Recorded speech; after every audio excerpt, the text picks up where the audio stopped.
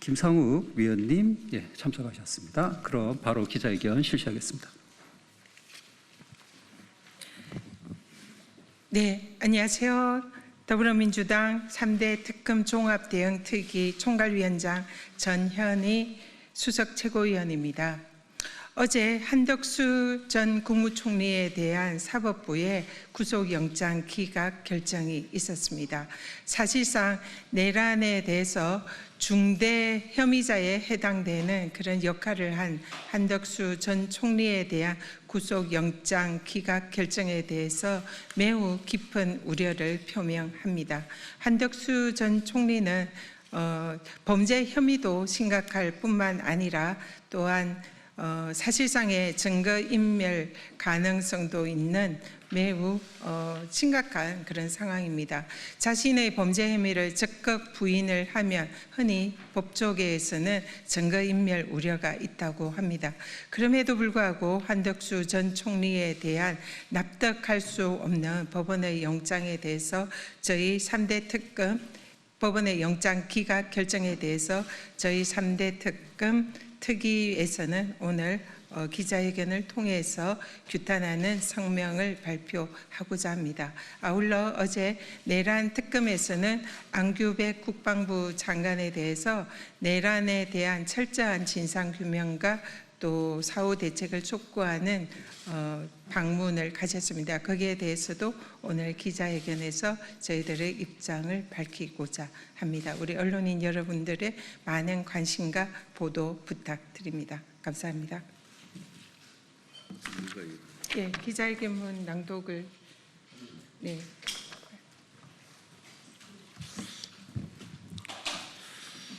법원은 한덕수 전 국무총리 구속영장 기각으로 인한 국민적 분노를 직시해야 합니다. 더불어민주당 3대 특검 종합대응특별위원회는 이번 법원의 기각 결정을 깊이 우려합니다. 대통령이 친일 쿠데타라는 헌정 파괴 행위 앞에서 국무총리라는 국정 제2인자가 헌법을 지키기는커녕 내란의 정당성을 부여하려 했다는 혐의는 결코 가볍지가 않습니다. 그럼에도 법원은 위증과 증거인멸 우려가 농후한 피의자에 대해 영장을 기각했습니다. 국민 눈높이에서 도저히 납득할 수가 없는 결정입니다.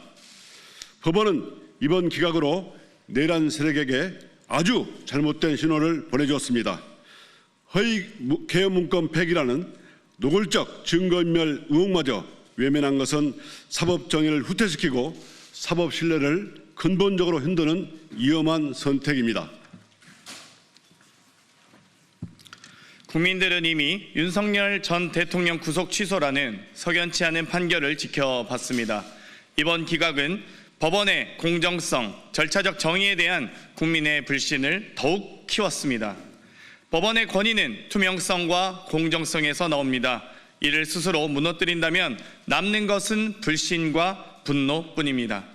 우리 위원회는 특검이 이번 결정에 주저하지 말고 보강 수사 후 영장을 반드시 재청구하여 내란 공범 세력의 범죄를 끝까지 규명할 것을 강력히 촉구합니다. 이미 국민들 사이에서는 내란 특별재판부 도입 요구까지 나오고 있습니다. 법원은 민심의 경고를 결코 가볍게 여겨서는 안 됩니다. 더불어민주당 3대 특검 종합대응특위에서는 내란 세력에 대한 완전한 단죄가 이루어질 때까지 국회 차원의 모든 역량을 총동원하여 특검을 뒷받침하겠습니다. 2025년 8월 28일 더불어민주당 3대 특검 종합대응특별위원회 일동. 네, 내란 특검 종합대책위원회 위원장 김병주입니다. 어제 저희 위원회에서 국방부를 방문했습니다. 안규백 국방장관을 면담을 하고 여러 가지를 확인을 하고 요구를 했습니다. 현재 국방부에서는 자체 조사를 하고 있습니다. 내란에 대한 진상을 밝히기 위한 자체 조사를 하고 있는데 그 현황에 대해서 보고를 받았고 그리고 저희들이 거기 여러 가지를 요구를 했습니다. 내란 특검이라든가 내란과 관련해서는 현재 수사가 이루어지긴 하지만은 빙산의 일각입니다. 실제 출동한 부대 12.3 내란 당시에 국회라든가 성관이라든가 출동한 부대와 외환죄에만 집중돼서 수사를 하고 있습니다. 그러다 보니까 빙산의 일각으로 수사가 이루어지고 있어서 국방부에서 광범위하게 조사를 하고 관련 내용에 대해서 징계할 사유는 징계하고 특검으로 고발할 사항은 자료를 넘겨서 고발 조치를 해서 특검에서 하도록 업무도 요구를 했습니다. 관련해서 기자회견문을 낭독하도록 하겠습니다.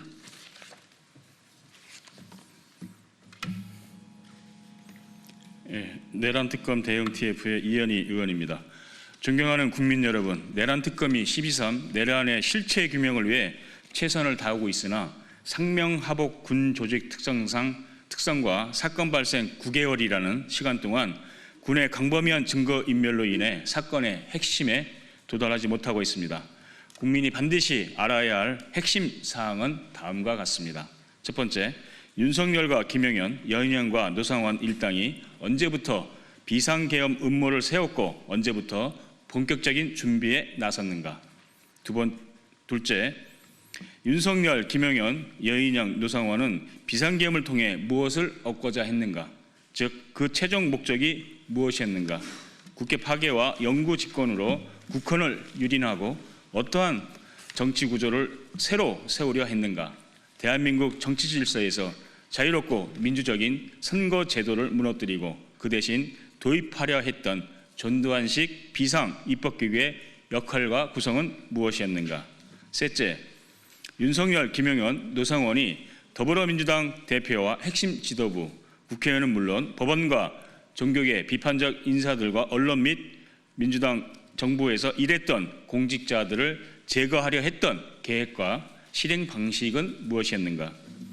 넷째, 합동참모본부와 그 책임자인 합참의장은 윤석열과 김영현으로부터 어떠한 임무를 부여받았는가. 어떠한 북한의 도발 징후도 없는 상태에서 계엄령이 선포되자마자 합참본부로 복귀하는 도중에 경계태세 2급을 발령한 근거와 내란의 연관성은 무엇인가. 다섯째, 비상계엄이 최소 2023년 12월부터 논의되기 시작한 바 2023년 말에 진급한 군 장성들과 국방부 주요 지휘자들이 계엄 준비 및 실행에 가담한 실체는 제대로 파헤쳐지고 있는가. 여섯째, 지난해 6월 4일 실시된 9.19 남북군사 합의 효력 정지와 확성기 설치 이후 다방면에서 진행된 대북 군사행위의 전모는 무엇인가.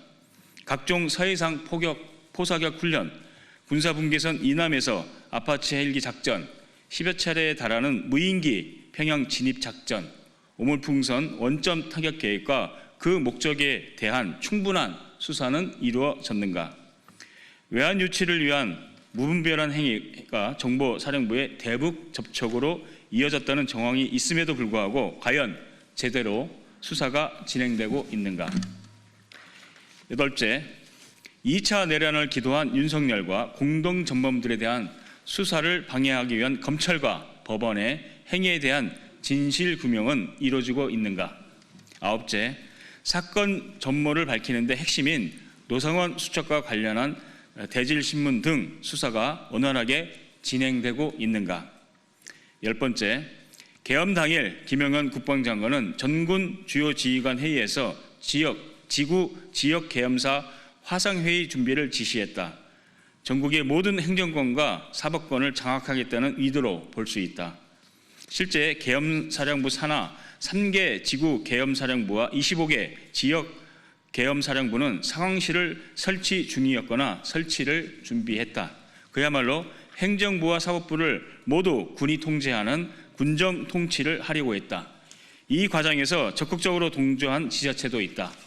반드시 특검 수사가 필요한 부분이다. 국방부는 이를 심각하게 인지하고 속도를 내야 한다. 이상의 문제점들에도 불구하고 국민들은 진상규명이 명쾌하게 이루어지고 있다고 느끼지 않습니다. 그 이유는 무엇이겠습니까? 대통령과 총리, 장관들과 국군 최고 지휘부가 직접 지시하고 자행한 비상계엄이기 때문입니다. 특검이 아무리 출중한 능력을 갖췄다고 하더라도 사건 발생 9개월 동안 자행된 조직적이고 체계적인 증거인멸과 말 맞추기가 광범위하게 이루어진 만큼 국방부의 자체 조사와 감찰이 무엇보다 시급합니다. 더불어민주당 내란 특검 대응 특별위원회는 어제 2025년 8월 26일 오후 4시 30분부터 약 1시간 동안 안규백 국방부 장관을 면담하여 국방부가 앞장서 진상규명에 철저히 임해줄 것을 요청하였습니다. 안규백 장관은 과거 5.16 12.12 사태와 5.18 민주화 운동의 진상이 제대로 규명되지 않고 책임자에 대한 처벌도 또한 충분히 이루어지지 않았기 때문에 결국 12.3 내란이 발생했다고 진단하였습니다. 이에 국방부는 지난 8월 19일부터 국방조사본부와 국방부 감찰실을 중심으로 2, 3일씩 분야별 조사를 진행해 9월 말까지 마무리하겠다고 밝혔습니다. 다만 일부에선 조사가 미진할 것이라는 지적을 내놓고 있습니다. 특별감찰반의 규모가 20여 명에 불과한 데다 조사의 철저함을 담보하기 위한 외부 전문가들의 참여가 이루어지지 않고 있기 때문입니다. 결국 이러한 한계로 인해 면죄부만 주는 조사로 끝날 수 있다는 우려가 커지고 있습니다. 장관이 직접 조사를 지휘한다고 하지만 합참의장, 지상작전사령관, 각 군 지휘관들이 뒷짐진 채 증거인멸에 몰두하는 건 아닌지 의심이 듭니다. 조사의 공정성과 정확성을 기대하기 어렵습니다. 그것의 한 예가 바로 연합연습 기간 중 원천희 정보본부장의 도저히 이해할 수 없는 근무지 이탈 행동입니다. 2024년 12월 2일 오전 10시 30분부터 11시 10분까지 김용현에게 문상호 정보사령관이 계엄에 대해 보고하는 자리에 원천희 정보본부장, 박진영 정보부장이 함께 있었습니다. 이번 주 초 이 사실이 알려지자 원천희 정보본부장은 2025년 8월 25일 월요일 오후 2시에 열린 국회 국방위원회에 출석하지 않았습니다. 원천희 정보본부장은 불출석 사유로 이승호 합참작전본부장과 공동으로 합참에서 을지 연습을 통제 중인데 이승호 합참작전본부장이 직무정지 상태이기 때문에 자신이 을지 연습 지휘를 위해 작전 통제실을 지켜야 한다고 밝혔습니다. 그러나 국회 국방위가 열리는 그 시각 원천희 정보본부장은 용산 작전 통제실에 있지 않았습니다. 오히려 경기 남부 지역에 있는 정보 관련 다른 사령부를 찾아가 충암파로 분류되는 사령관을 만나고 있었습니다. 국방장관이 2시부터 거의 하루 종일 국회 국방위에 참석하고 있다는 사실을 알면서도 근무지를 이탈하여 증거인멸을 위한 말맞추기를 하고 있었다고 의심을 지울 수 없는 상황입니다. 이 단 하나의 사례만 보더라도 알 수 있습니다. 국방장관 한 사람이 아무리 좋은 의도와 의지를 갖고 감찰 조사를 한다고 해도 과연 좋은 성과를 낼 수 있을지 쉽게 확신하기 어렵습니다. 남원 장수 임시 순창 국회의원 박기성입니다. 이에 국방부에 요구합니다. 조사가 충실히 이루어질 수 있도록 국방조사본부와 군검찰단 그리고 방첩사 일부와 국방부 감사관실로 구성된 합동조사팀을 현재 20명에서 50여 명 이상으로 대폭 늘려주십시오. 합참의장, 지상작전사령관, 국방정보본부장과 문제의 충암파 사령관에 대한 응분의 책임이 있는 인사조치를 취해 주십시오.